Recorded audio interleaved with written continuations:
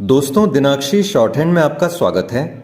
अगर आप चैनल पर नए हैं तो चैनल को सब्सक्राइब करें और बेल आइकन जरूर दबाएं। इस डिक्टेशन की एडवांस आउटलाइंस और वाक्यांश आप हमारे पेड बैच से प्राप्त कर सकते हैं। हमारे पेड बैच में आपको प्रतिदिन सभी डिक्टेशंस की एडवांस आउटलाइंस और वाक्यांश दिए जाते हैं और कुछ ऐसी डिक्टेशंस जो केवल पेड मेंबर्स को ही प्राप्त होती हैं।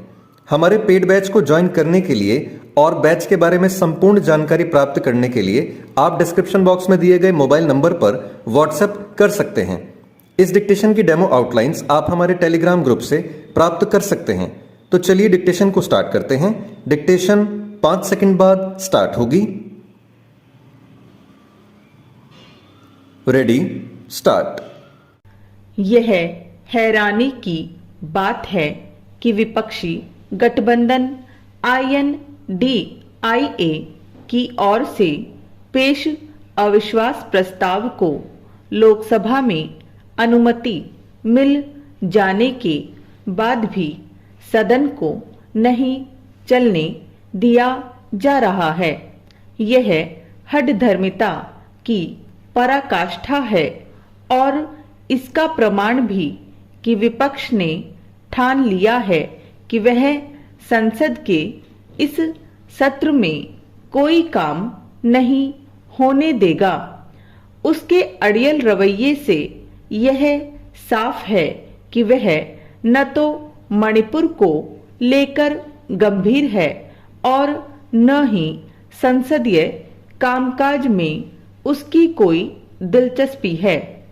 वास्तव में इसीलिए उसने संसद में हंगामा करने के लिए इस बहाने की आड़ ली कि मणिपुर पर चर्चा तभी होने दी जाएगी जब प्रधानमंत्री बोलेंगे।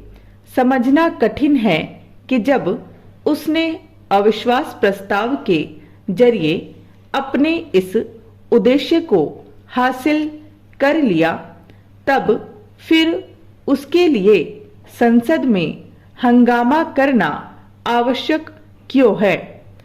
INDIA के घटक दल भले ही यह जताने की चेष्टा कर रहे हो कि वे मणिपुर के साथ देश की अन्य समस्याओं की चिंता में दुबले हुए जा रहे हैं, लेकिन यह सच है कि वे नितांत अगंभीर हैं और अतार्किक रवैया उनकी अगंभीरता का प्रमाण इससे मिलता है कि वे नारे लिखी अपनी तख्तियां लहराने के लिए अतिरिक्त परिश्रम कर रहे हैं।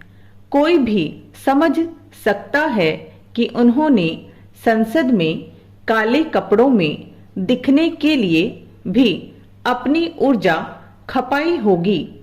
काले कपड़े एवं झंडे विरोध का प्रतीक माने जाते हैं और विपक्षी नेताओं को ऐसे प्रतीक अपनाने का पूरा अधिकार है, लेकिन आखिर जनप्रतिनिधि के रूप में संसद में उनका काम अपने काले कपड़ों की नुमाइश करना है या फिर उन विषयों पर बहस करना जिन्हें लेकर वे अपनी चिंता जताने में लगे हुए हैं।